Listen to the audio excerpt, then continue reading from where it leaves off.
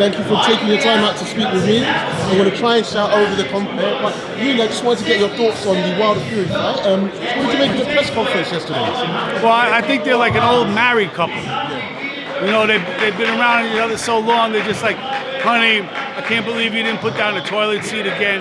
The moment where it got really testy, for real, was when they started sorting out who was responsible for whose fame. I made you famous. No, I made you famous.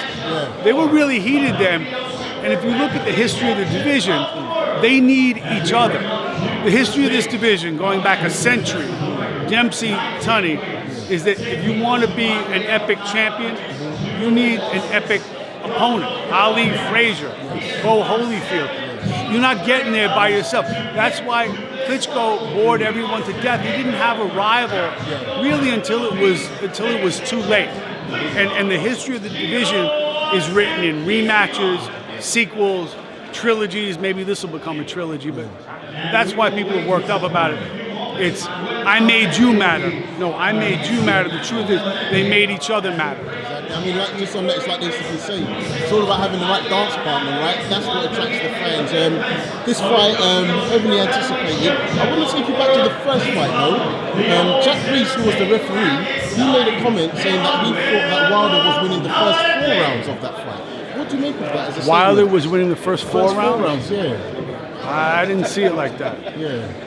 I don't know what you. I didn't see it like that, Kojo. So how did you see it? I thought that Fury outboxed him all the way through. He got caught twice. You know, I don't have a real problem with the draw. I know Fury does. And I can understand why.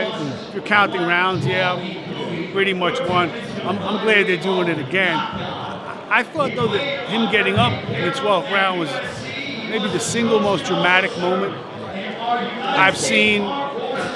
Certainly in this sport, maybe any sport, I don't know, but it's up there. And what that happens in that moment, it doesn't just make this fight. It doesn't just make the heavyweight division ripe for a renaissance, but it reconfigures the sport in relation to other sports.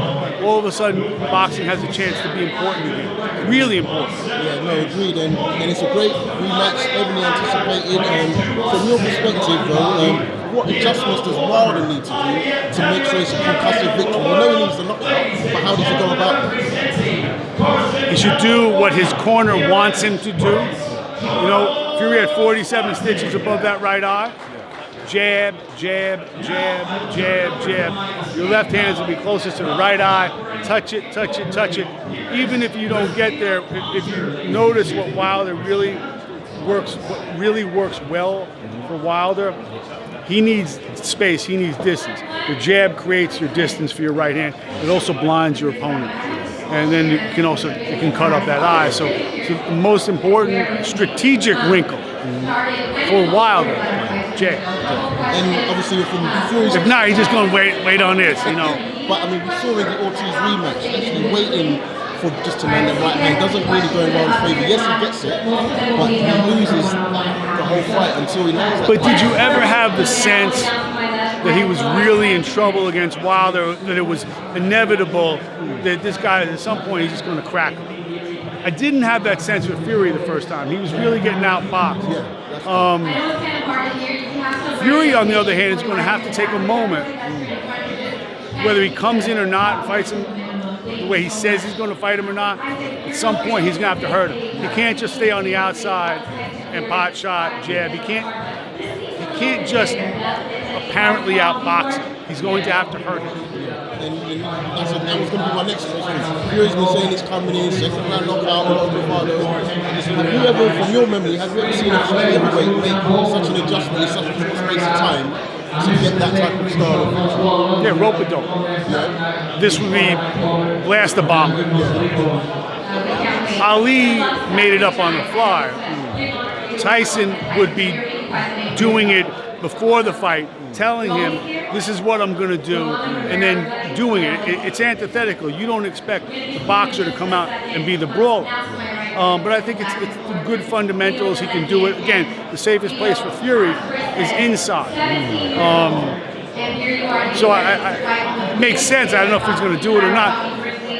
I suggest tomorrow at the weigh-in, if he's 265 or over, 270 as he says, then you have a pretty good idea he's not messing around. He really means what he says. 270, you're not dancing around for 12 rounds.